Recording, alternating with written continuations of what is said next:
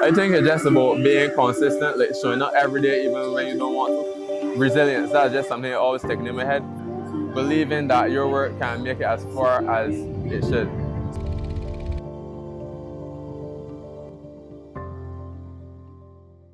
I was someone who wake up early, 5 in the morning to go and train at the National Stadium for almost half of my school life at Commerce. And I just enjoy sports from the time it was probably 4 or 5. I always was running about, have a cricket bat, running around in the house. And I just find sports interesting because you never know what happened on the day. So that's where all the passion comes from. Back in 2023, I got to watch Manchester United for the first time. I went to be with my girlfriend and she was good with cameras. She's a visual artist. And I didn't know anything about cameras, so she taught me almost everything I knew about cameras at the time. Then the next year came now, and one random day when I got a tripod and with one camera now, we went to Folkestone. It was just a random day at the beach. And I just took out the tripod. I just wanted to talk about sports, so I said, you know what, I can create a page. And from there, it just went off. I didn't expect it to be anything like this. So stay tuned for more sports content, and I'll see you in the next video. I'm out. My sports journey first started back, I think, around age 7 at the Wanderers Cricket Club. Then I switched over to the Dover Cricket Club and I played on the 13 cricket there. In third form, my journey switched back and forth between cricket and track and field. So firstly, I represented Commerce in the under 13 on the 15 competitions. We won them in cricket. And then in third form, I ran the 1500 at school one day just because my coach, Mr. Eswit, made us do different events. So I did that and I won at school. Then I went towards BSAT and I won my first race ever there, the Junior Boys 1500. First final I ever won at BSAT. And on the 17, I won the 1500 as well in my second year. On the 20, I also won the 1500 and I placed in the top 2 in the 800 on the 17 and on the 20 over the years that I ran at BSAT. But then I began to get some difficulties health-wise, a little bit bronchospasms as well.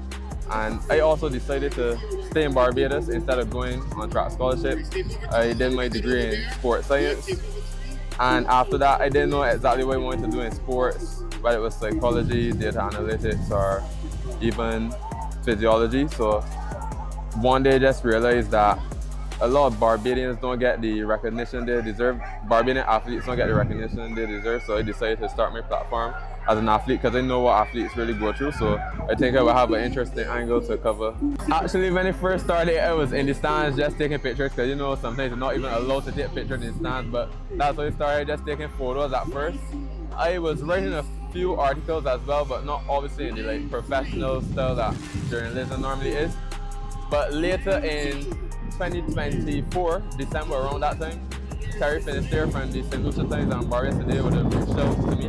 And from there, he just gave me the opportunity to work as a freelancer, and then that's how we really started to understand like how events are to be covered and what's not. But before all of that, I was actually kind of nervous because I didn't know exactly what to be doing. I just was going with my athletic side of things, like knowing that athletes like to see this. That's what I was really going with, not really with the professional journalistic background. My biggest opportunity came firstly with the Barbados Amateur Gymnastics Association. This is back when they had like 300 followers. I didn't remember. Charmaine reached out to me on IG asking to cover the games, and it was like, I'm not sure if I'm ready for this. At first, I actually was going to reject the opportunity because I don't think I was ready, but I just set my mind to it, realizing that I have the talent to do it. So that first experience in Jamaica was also the first career for gymnastics. That was amazing, getting to interview parents, athletes, and to just cover the whole journey from Barbados to Jamaica and then coming home. My mother and grandparents like always supporting everything I do, even like pictures and videos, they would tell me about them. Also, any achievements they would get, they would make it seem like it's the biggest thing ever. To me, it might just seem normal, but to them it's like out of this world. Also, my mother with helping me to get gear as well, because photography, when you want to go to the higher level, is a lot of investment into different lenses and all that. So back in October, or it was either October or November, Mara would have reached out to me and sent me the application for the IOC Young Reporters program, because he would have done it in 2018. And I think by then I thought I had enough of a portfolio, whether it was videography, photography, and writing for Barbados Today, that I could submit my work to them. And when they submitted it, I had the feeling that I would be one of the ones to be selected, even though from a small island, Barbados. I had the belief that I was going to be one of them. It was one of my goals I had set, so I had it on my phone as a picture, Dakar 2026, because that's where the games are in Senegal. And when I first saw it, the notification come as an email, I couldn't believe it that this journey from only 2024, halfway through 2024 to now led to this.